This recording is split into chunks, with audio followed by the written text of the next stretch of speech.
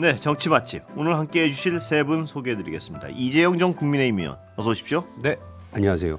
김용남 전 개혁신당 의원, 어서 오십시오. 네, 김용남입니다. 김종대 전 정의당 의원, 어서 오십시오. 네, 안녕하십니까.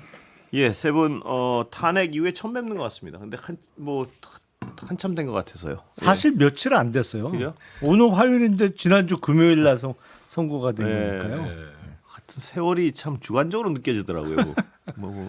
저는 정치적으로 느껴집니다. 세월이. 예, 어떻게 느껴지시는데요? 그러니까 이 정치의 시계는 예. 어떤 그 역사의 분기점과 결정적 순간을 지나면서 어떤 집단적 기억으로 형상화되고 예. 기록되는 거거든요. 예. 그러다 보면은 그런 사건에 우리가 시간이 고정되는 거예요. 예. 예를 들면은 미국 사람들한테 모든 미국인이 다 기억하는 날이 케네디 암살당하는 예. 날이에요. 그때 나 뭐 하고 있어? 예. 이렇게 대부분 예. 기억하는 하나의 정치는 집단의 기억을 묶어주는 플랫폼 역할을 하고 예. 거기에 기록이 되는 거거든요. 예.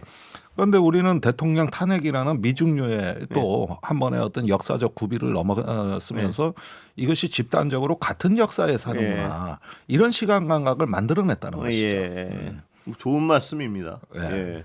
예. 저도 그 세월호 그 아이들 그 사고 당하는 날 그날 뭘 하고 있었는지 지금도 저도 기억이 기억납니다. 나요. 아주 예. 뭘 하고 있었고 어디서 예. 어떻게 했는데 처음에 반응이 무엇이었고 이게 그렇게 기억이 나더라고요. 지금도 그렇죠. 생생하게 어디서 어떻게 들어왔는데 쳤어. 그게 너무 어떤 그날 충격적이라서 네. 그렇습니다. 그런데 세 분 그 중요한 소식 하나. 혹시 청취율 전화 받으시면 알고 계시죠? 청취율 조사 기간이고 혹시 모르신가요? 몇 기억나면 번에서 오는 걸 봐야 돼요. 서울 요즘에 전화가- 이래저래 뭐 많이 와가지고 공기로 옵니다. 아니 뒷자리 뭐 네 자리가 그거는 뭐다 이런 모르죠. 거 없나요? 일단 첫 마디 들어보세요. 네, 알겠습니다. 그걸 뭐 그 번호만 가지고 하시려고 기억나면 모르시는 것 같습니다. 도와드리려고. 청취율 조사 기간인 거 처음 들어보셨죠? 아, 또 하나요? 아마 분기마다 하는 거예요. 예, 그러니까요. 분기마다 합니다. 몇 달 전에 저는 했는데 라디오 진행자를 분기마다 하니까 해봐서 아주 이번에 또 하는 아 민감합니다. 그렇습니다. 예. 받으시면 뭐라 그러신 줄 아시죠? 아, 그럼요. 이게 이제 그 프로그램 이름까지 끝까지 그렇습니다. 대답을 해주셔야 됩니다. 완전히. 예. 예. 뭐이 프로그램 이름을 기억이 안 나신 리는 없으실 거고요. 그렇죠? 그렇죠. 예. 예. 아, 그냥 뉴스 하이킹만 얘기하면 안 되는 됩니다. 거죠. 전체 얘기해야 될 겁니다. 그리고 아침에 그 주무시다 못 받는 전화가 있을 수 있으니까 아침에 네. 일찍들 당분간은 일어나시고요. 네. 뭐 약속 받은 걸로 하고. 아니 뭐 1위를 뺏길까봐 지금 긴장하시는 분위기예요? 아니 그럴 일은 없어요. 그럴 것 같지는 않은데 그럴 일이야 없을 텐데. 아니, 그 자기와의 싸움이라 그래. 아, 지난번 걸 이기자. 뭐 이길 생각까지는 아니, 좀 없고요. 표정 관리 좀 하세요. 아닙니다. 다른 방송은 그게 속상해요. 아니 우리가 자기와의 싸움 미덕 아닙니까? 근데 뭐 근데 이게 항상 상대가 있는 게임이라 예. 내가 내 기록을 경신하면 그게 이제 제로섬이잖아요. 사실은 이게 예. 합쳐서 100%를 넘을 수는 없으니까 예. 남의 걸 뺏어 와야 되는 거죠. 아, 이거 괜찮네요. 예. 우리 앵커님께서 이렇게 친절하게 뭔가를 설명해 주시는 게 처음 같아서. 오늘 분위기 좋아요. 아니 뭐 탄핵 이후에 한번 친절해져 왔습니다. 예. 보면 이 선거도 자주 있어야 겸손해지고 예. 시험도 자주 쳐야 공부 더 하고 정치율 조사도 자주 해야 돼요. 예. 늘 불안합니다. 예. 자. 다 웃었으니까요. 오늘 한덕수 권한대행 어떻게 보셨습니까, 지명? 일단 예. 2당부터. 예. 2당. 2당이 그렇죠. 여당이 아니죠. 사라졌죠. 이제. 예. 어휴. 1당부터 여쭤봐야 되는 건데 그럼 그럼 1당 1당이 안 일당이 계시군요. 없어요. 일당 그러니까 2당부터. 예. 2당부터 하시죠. 그냥 해야 할 일 한 거 아닙니까? 예. 해야 할 일. 예. 네.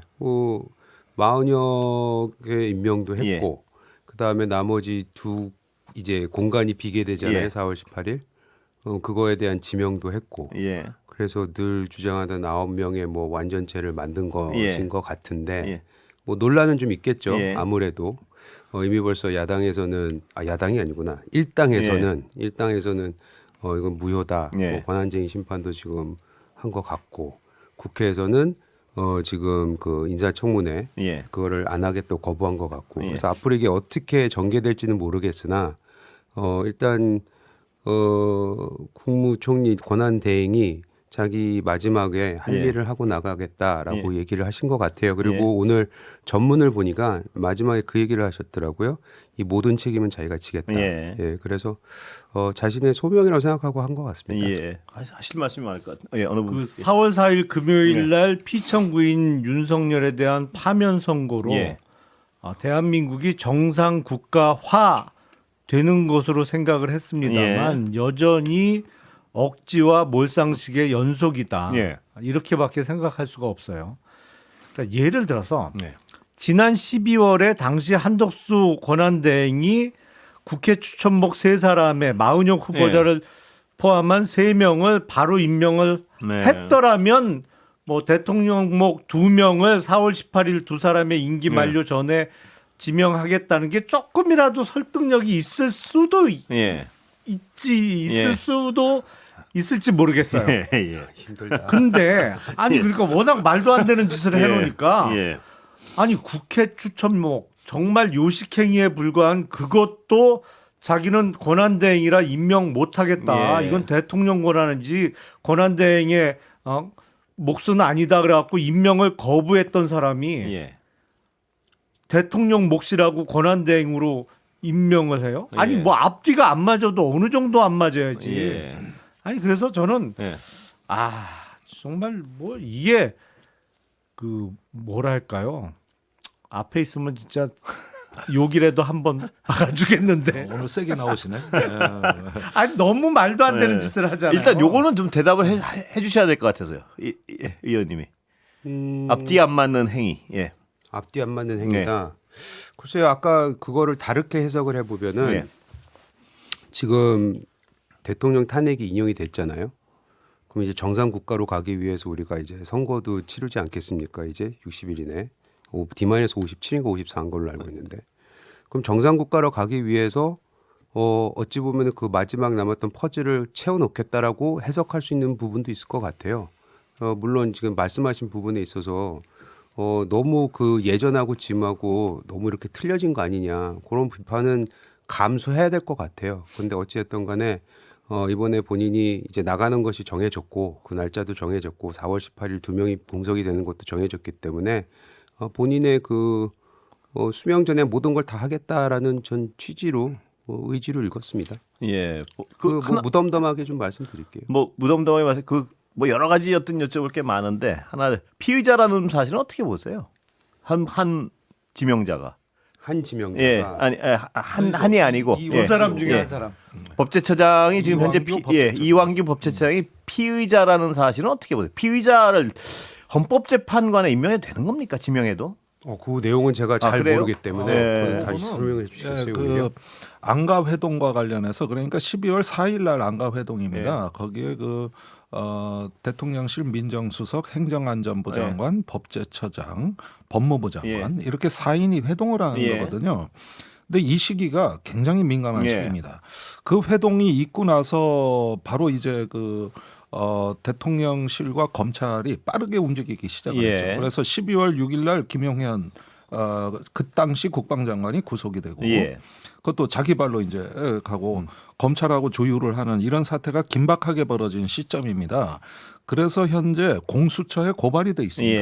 그러니까 공수처의 피의자거든요. 내란 혐의 피의자로 돼 있고 그다음에 안가 회동이 있은 것에 대한 국회 답변에서 법제처장이 그 안가 회동 직후에 휴대폰을 교체한 걸로 돼 있고 이래가지고 계속 논란이 이어지는 것이죠. 사실 이 부분이 어떤 계엄의 이후 그 수습 과정에서 굉장히 의혹의 어떤 핵심입니다. 시선을 많이 집중시킨 대목이죠. 그러다 보니까 이후에 어떤 그 사법적인 어떤 문제를 과연 누가 컨트롤 타워가 돼서 이렇게 되느냐. 그리고 후에 최상목 권한대행 시절에 이 법제처장이 최상목 대행이 2명의 헌법재판관을 임명한 데 대해서도 역시 또 비판적인 의견을 개진한 적이 있습니다.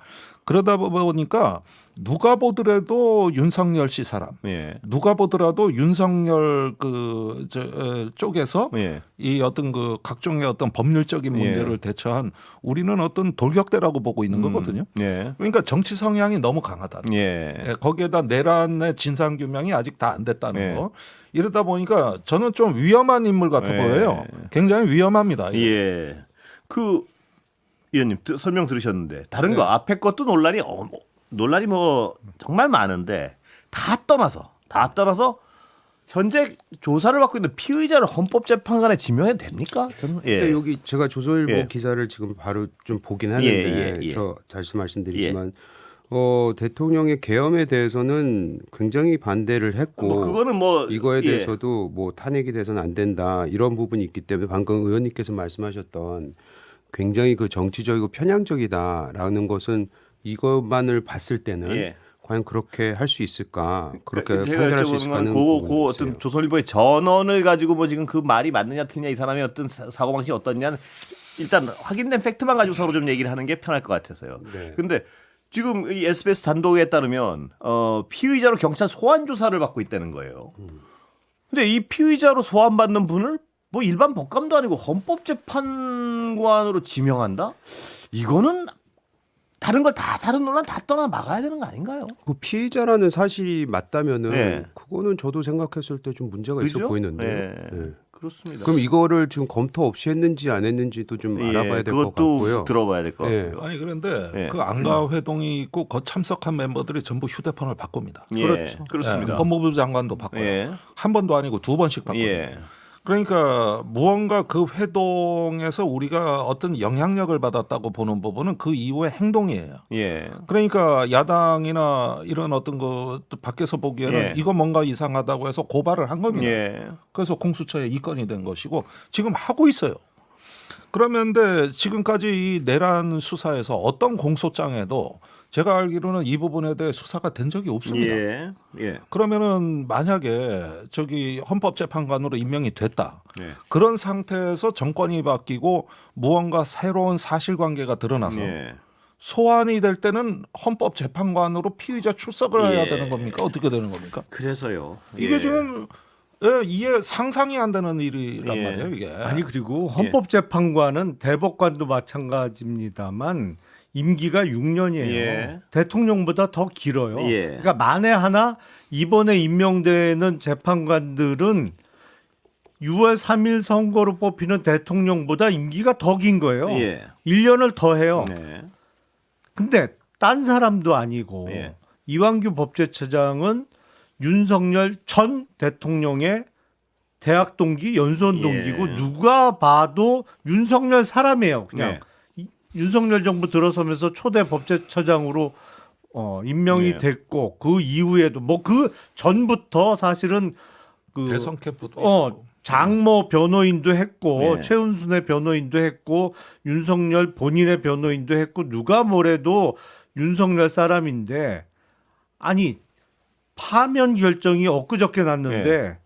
이게 한덕수 총리가 독립적으로 정말 아무런 어떠한 영향도 받지 않고 네. 본인 스스로 독립해서 찾은 헌법재판관 후보예요? 네. 그렇게 생각할 사람이 누가 있어요? 네. 엊그저께 파면됐는데 여전히 마쿠에서 지금 인사에 영향력을 행사하고 네. 있다? 파면된 대통령이? 네.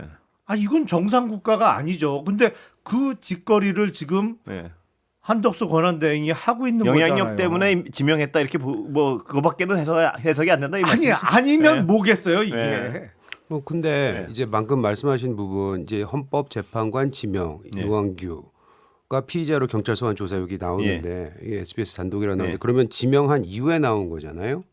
이 뉴스는 보면 예. 그죠? 예.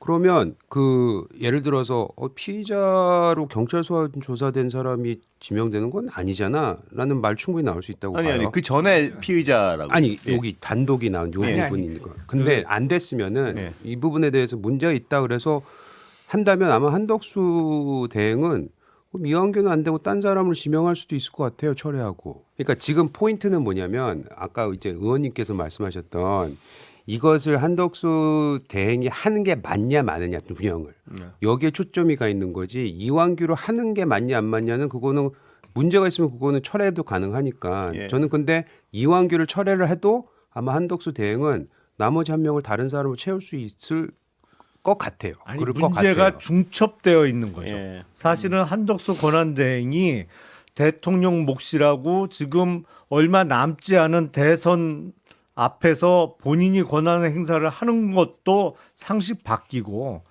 그 상식 밖의 권한 행사를 해서 지명한 사람이 누가 봐도 윤석열의 최측근인 사람을 헌재 재판관으로 지명한 건 더욱더 몰상식한 것이고 네. 문제가 중첩되어 있는 거죠. 예. 둘 중에 하나만 문제인 것이 아닌 거죠. 그러니까 그 문제 제기는 하시는데 제가 봤을 때는 할 것 같다 이 말씀을 드리는 거예요. 예. 예를 들어서 일단 이완규를 안 한다 하더라도. 이완규 지명자는 철회해야 된다는 입장 이게 사실이라면 그 입장이시죠. 피의자라면은 예. 저는 이거는 무리하게 진행해서는 안 된다고 예, 보여지는데요. 알겠습니다. 예.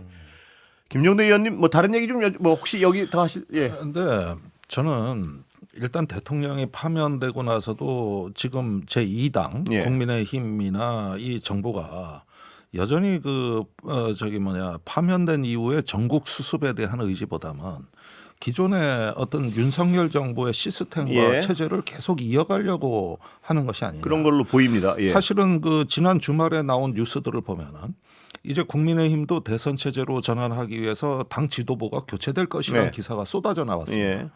그러나 주초가 되자 그런 일은 없다. 예. 이대로 대선까지 예. 간다. 이러고 한덕수 권한대행의 경우에는 예. 오히려 탄핵되기 전보다도 더 예. 노골적이란 말이에요. 이건 뭘 의미하느냐 이거지. 그러니까 여전히 이제 윤석열 그 과거 세력들하고 단절할 수 없는 사정. 그러면서 계속 거기에 발을 담그면서 예. 이렇게 갈 수밖에 없는 내부에 어떤 뭔가 사정이 있는 거 아니냐. 사정이 뭘까요? 저도 이해가 저는 안 돼서요. 한덕수 대행에 예. 대해서도 저도 뭐 옛날 부총리 할 때 예. 저도 과천에 근무할 때 여러 번 뵀거든요. 예. 그리고 주로 진보 정부에서 성장하신 예. 분입니다, 이분이.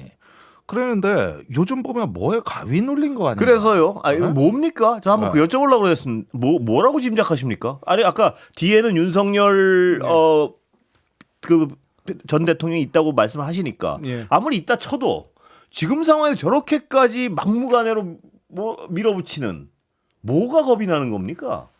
우리가 흔히 예. 공무원은 영원히 없다 이런 예. 말을 하잖아요. 예. 그러니까 공무원은 정권에 상관없이 그냥 살아남는 예. 그 조직인데 그 전형적인 케이스가 한덕수 총리예요. 사실은 예. 뭐 사실은 상공화국 때부터 공무원 생활을 시작한 예. 사람이에요. 이 사람이 3, 4, 5, 6에 그다음 김영삼, 김대중, 노무현, 예. 뭐 하여튼 이명박, 박근혜 기네요. 지금까지 예. 그러면서 온갖 요직은 다 거친 사람이에요. 예. 그러니까 영원히 없어도 너무 없는 예. 분이에요. 이 양반은. 영원히 없으면 지금 이렇게 하면 안 될 것 근데 같아서요. 예. 왜 이럴까? 예, 그래서요. 그 부분이 질문입니다, 바로. 두 가지 가능성이죠. 뭡니까? 예. 하나는 네. 이른바 일부에서 나오는 요새 뭐 윤상현 의원이 열심히 바람 잡던데 한덕수 대선 출마설 예. 욕심이란 설 하나. 예. 예. 그거 하나 이거 아니면 가능성은 또 하나밖에 없어요. 뭡니까? 이른바 코각계에도 단단히 깨인 거죠. 이른바 약점 압박, 잡힌 거죠. 협박. 예. 그 두 가지 중에 하나의 두 가지 중에 하나다. 두 가지 중에 하나겠죠. 뭘로 내기를 걸면 어디다 거십니까? 저는 두 번째 걸겠어요. 아 그래요. 예. 아니 굉장히 애쓰셔서 말씀을 예. 하시는데 죄송합니다만 예. 그 저는 누차 이 방송에서 나와서 예. 말씀을 드렸는데 지도부가 바뀔 일은 없을 거다라고 말씀을 아, 누차 그 드렸어요. 부분. 예. 왜냐하면 초점은 다른데. 아니 요것도 예. 하고 저것도 아, 말씀드릴게요. 왜냐하면은 소위 말하는 쌍권, 예. 쌍권에 대한 뭐 이런저런 비판도 많았지만 저는 그 과정에서 예. 나름 잘 이끌어왔다고 저는 예. 평가를 하고 싶습니다. 지도부가 한 번도 그 소위 말하는 광장에 나가거나 그런 것을 안 네. 했거든요. 그리고 저 선거 조기 대선을 치르는 데 있어서는 그 두 사람이 가지고 있는 선거 경험이 굉장히 예. 중요하다. 예. 특히 대선을 여러 번 치러본 그렇기 때문에 저는 그거 바뀔 일은 전혀 없다고 생각하기 때문에 그거는 이제 그걸로 이제 지도부 바뀔 일은 전혀 없다. 전혀 네, 없고 전혀 오히려 없다. 예. 의총에서 예. 그 지도부를 바꿔야 되는 거 아니냐고 의견이 나왔던 예. 걸로 알고 있는데 오히려 그 의견들이 안 좋은 의도가 있었다는 건 이미 벌써 저희가 지금 예. 들은 게 있어서 예. 지도부는 바뀔 일이 없다고 말씀을 드리고요. 예. 다만 이제 한덕수 총리에 대한 그 지금 정치적인 행위 아니냐, 예. 정치적으로 출마하기 위해서 이런 거 아니냐, 뭐 그렇게도 해석을 할 수도 있을 것 같기는 해요. 그 얘기 잠시 광고 듣고. 알겠습니다. 예. 다시 돌아왔습니다. 예. 의원님 말씀하시다 말았어요. 네. 예. 아까 그 한덕수 대행이 정치적인 행위 아니냐, 예. 그 해석의 여지는 좀 있을 것 같아요. 왜냐하면 그 이 재판관 임명을 한 이후 이전에 예. 그 당내에선 실질적으로 한덕수 대행을 이번 총선에 내보내야 된다라는 대선에? 요번에 대선에 예, 네. 대선에 내보내야 된다는 게 실질적인 움직임이 포착이 돼요. 그래요? 예. 네. 어느 쪽에서 그렇습니까? 뭐 아무래도 윤 대통령을 지지하는 그쪽입니까? 제가 그 의원들의 면면을 보면 그래도 그 윤 대통령을 지지했던 사람들이 좀 모여 있는 것 예. 같긴 하는데 예. 또 그걸 반대하는 사람들도 소위 말한 친윤이라고 했던 사람들도 있어요. 그래서 이게 그래요. 방정식이 뭐 이렇게 모든 친윤이 다 민다 이렇게 볼 그건 수는 아니고. 없을 것 같고 몇 명은 실질적으로 움직이고 있고 본인들이 뭐 페이스북이나 이런 데 글을 이미 벌써 예. 올리기 시작했기 때문에 그런 거는 존재하고 있습니다. 예. 파괴력이 있나요? 근데 그거는 이거 다른 얘기긴 한데 네. 저는 요번 그 한덕수를 포함해서 네. 우리 당에 지금 한 13~4명 예. 정도 나오잖아요. 이걸 보면은 그냥 우리 당이 취할 그 선거 전략이 눈에 보이는 거죠. 예. 그러니까 지금 이재명 대표는 누가 봐도 무조건 민주당의 후보가 될 거라는 걸 예. 알고 있잖아요. 예. 뭐 비명계가 나온다고는 하지만 뭐 그거는 좀 별 이의가 없을 것 같고 다만 이쪽은 많잖아요. 예. 그러니까 극일 체제, 그러니까 한 명 체제에 이 후보들이 예. 결국에는 집단적인 힘으로 이겨야 되는 거 아니냐 이런 식의 저는 선거 프레임이 잡혀가고 있다고 생각을 해요. 예. 가만 보니까 국민의힘 이번 대선 선거 전략은 고령층 접수 전략인 것 같아요. 예. 국민의힘 지지층에서 지금 여론조사 결과를 보면 예. 김문수 장관이 1위 나오잖아요. 예. 홍준표 시장이 2위 나와요. 예. 오세훈 시장이 3위 정도 나오고. 예.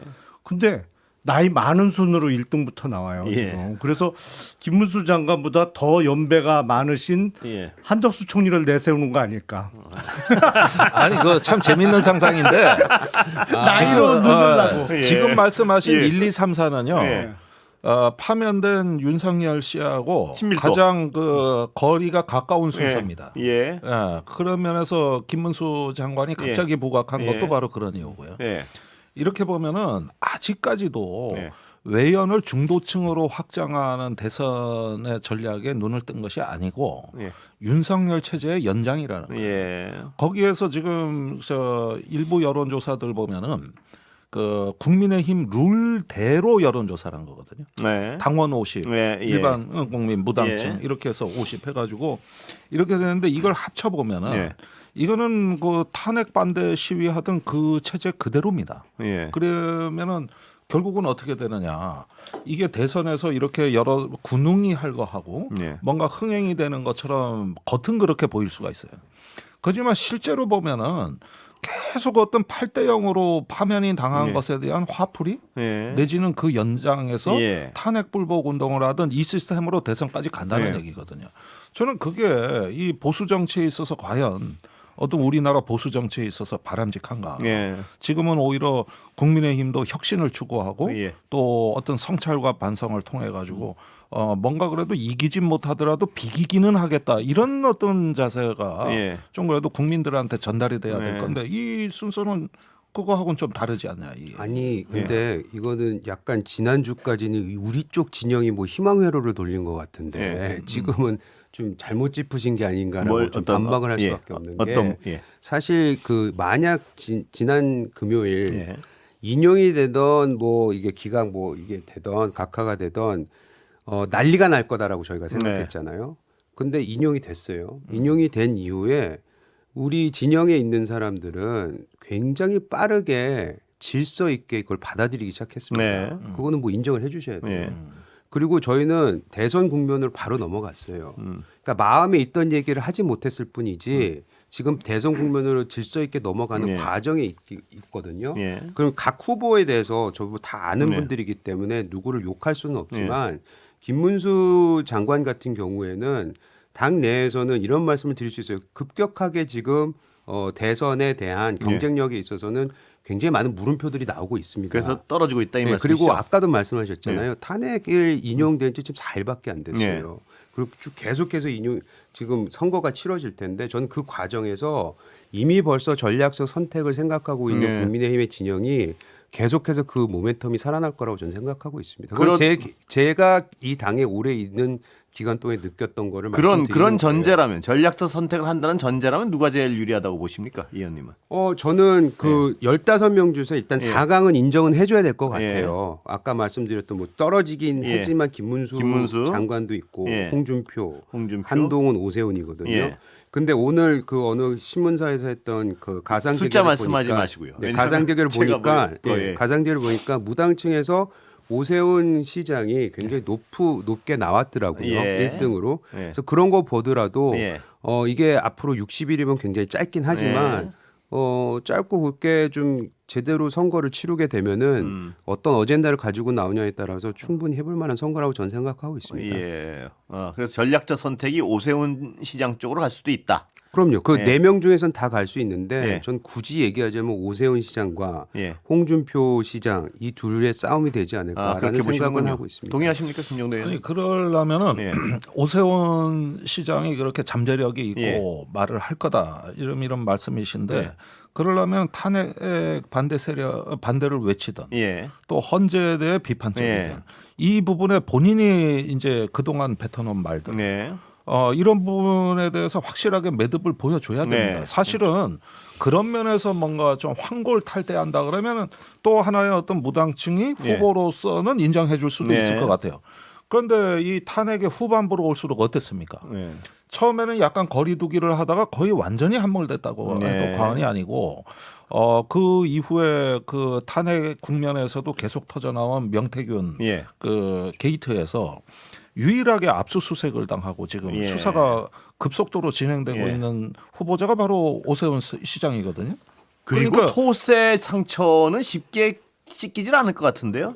그런 부분입니다. 그래서 저는 이것도 국민의힘 아마 당원들이 좀 머리가 복잡하실 것 같다. 굉장히 이런 어떤 위험을 안고서 어떤 거 돌파를 할 때 나는 조금 뭐 이전에는 그렇다 치더라도 정치인으로서의 용기를 보고 싶은 거예요. 일정 정도 자기 부정을 통해 진짜 혁신하려는 노력이 있냐. 그도 아니고 이게 저절로 올라간다. 이렇게 되면은 저는 상당히 어떤 그 당 안팎에서도 그렇고 어떤 스스로 결국은 변화가 불가능한 이런 어떤 그 당으로 정체될 거라고 보는데요. 말씀하세요. 제가 보기에 사실은 지금 국민의힘 대선 후보 경선 룰을 보면 그러니까 지금 한덕수 총리가 안 나온다는 전제 하에 기존에 있던 주자들을 놓고 보면 김문수 장관이 뭐 떨어지든 올라가든 절대적으로 유리한 게 틀림없는 사실이에요. 근데 제 예상으로는 변수가 하나 있을 수 있습니다. 뭡니까? 윤석열, 김건희 부부가 엉뚱한 후보를 미는 거예요. 그러면서 김문수 장관이 높게 그 지지도를 보여줬던 국힘 당원이나 지지층이 분열되는 거죠.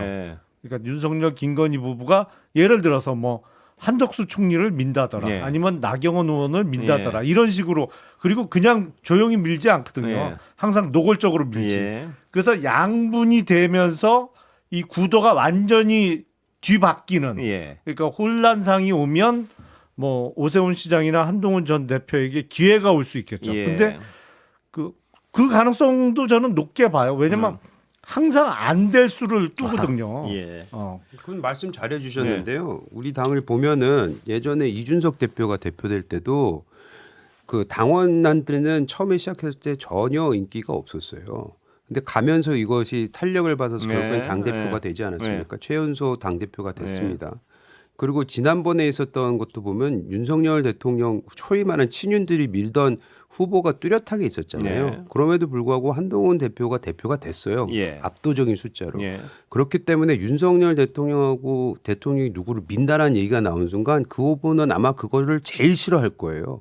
그래서 저는 그런 부분 우리 당원들이 선택할 땐 또 선택을 한다. 예. 그거는 뭐 저희 과거의 경험상 예. 말씀드릴 수 있을 것 같아요. 그러니까 저는 계속 어떤 이재영 의원님이나 지금 이 당 뭐 관계자분들이 나오셨을 때 항상 그 말씀을 하시는데 제 대전제는 그렇습니다. 국힘 쪽에서 어떤 유권자들이 전통적으로 뭐 사람도 사오고 뭐 사람도 막 영입하고 이러면서 전략적 선택을 하긴 하는데 그 대전제는 이길 만한 후보가 들어왔을 때 그걸 하는 것이 그 전략적 선택을 어차피 질 거면은 감정적 선택을 할 가능성이 많은 거 아니냐. 무슨 얘기냐면 이 사람을 미워도 내보내면 그래도 보수 진영에서 후보로서 이길 것 같다. 이럴 때는 전략적 선택이 분명히 가능한데 지금 그런 후보가 안 보이는 상태에서는 김영남 의원 말씀처럼 그냥 이쁜 놈 찍지 이런 심리로 가지 않을까 하는 게 제 그게 어떤 2017년 대선입니다. 예. 2017년 대선이 바로 그렇게 진행이 됐다는 예. 거예요.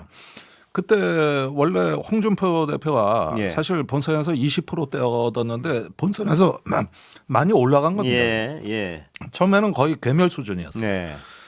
그런데 결국은 탄핵 이후의 선거가 그렇게 짜여진다고 했을 네. 때 결국은 이번 대선보다도 이후 당권까지 보면서 예. 아마 후보들은 포석을 놓을 거다. 그지 사실은 엄연히 윤석열 씨가 지금 뭐 이렇게 영향력을 행사할 가능성이 있고 헌법재판관도 윤석열 사람이 예. 임명이 되고 이걸 우리가 다 보고 있는데 네. 어떻게 보면은 국민들이 좀 중도적이고 약간 뭐 이렇게 스윙 보터 같은 네. 이런 어떤 층에서도 이제는 불안감 때문에 그 장벽 때문에 다가가지 못합니다. 네.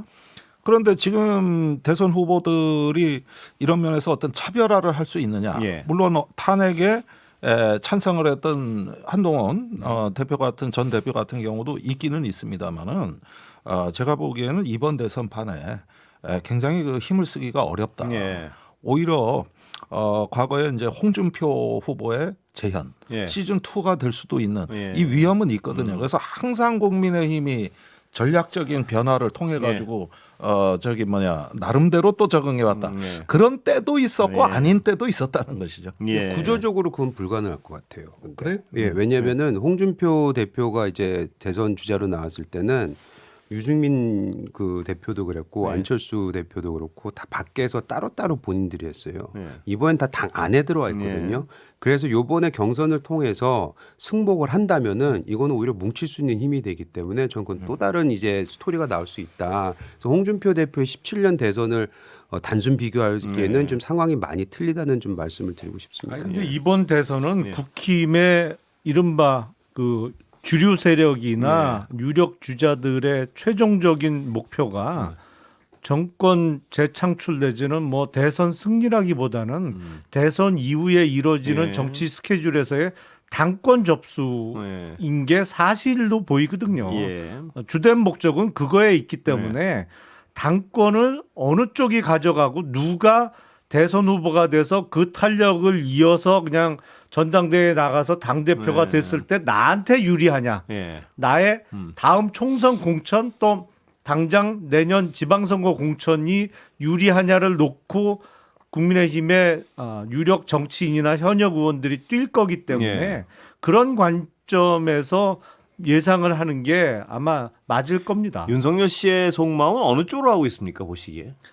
그게 예. 정말 누굴 밀었을 때 믿을 수 있느냐. 예. 그나마 야당 대표로 뭐 사면복권이라도 예. 주장해 줄 사람이 누구냐. 누굽니까 보시기에? 김 의원님 보시기에는. 제가 보기엔 믿을 사람 하나도 없는데 자기들 간에는 열심히 머리 굴리고 있을 거예요. 나경원 지금. 의원 그래도 혼자 불러가지고 이렇게 한 건 굉장히 그래도 뭐 신뢰에 대한 편 아닌가요? 나경원 의원은 그래서 예. 대선이 됐던 예. 당권이 됐던 뭐 출마할 거로 저는 봅니다. 아 그래요? 예. 근데 한간에 그런 소문이 있지 않았습니까? 나경원 의원은 절대 아니다. 왜냐하면 그 김건희 씨 때문에 죽어도 뭐 그런 소문이 있긴 예. 있었죠. 최근에 좀 네. 바뀌었다는데요. 그런데 태도가. 탄핵 국면에서 많이 바뀐 것 같아요. 아 그래요? 예. 그 미움도 넘어서는군요. 그렇죠. 정치는. 그러니까 예. 어떻게 보면은 그 한남동 관저에도 일찍부터 가서 시위에 결합을 했고, 예. 또 윤석열 그 저기 탄핵 국면에서도 예. 한남동 관저도 갔었고, 아 그래요. 제가 보기엔 항상 눈에 띄었습니다. 어. 그래서 오히려 이게 뜻밖이에요, 사실은. 예. 또 저렇게 한때는 좀 아픔을 당하고. 당하고도 대단하세요. 그분도. 여전히 예. 충성을 하고 마지막 순간도 지킨 겁니다. 예. 아니 근데 여기서 선거를 다 치러보신 분들이고 다 대선에서 옆에서 도와주셨던 분들인데 선거 모두에 딱 들어가는 순간 어떻게 다음 설사 그 전에 당권은 내가 잡아야지 누구를 통해서 잡아야지 그런 생각할 수도 있다고 저는 가능성 있다고 봐요. 예. 선거에 들어가는 순간 그건 생각할 데가 없어요.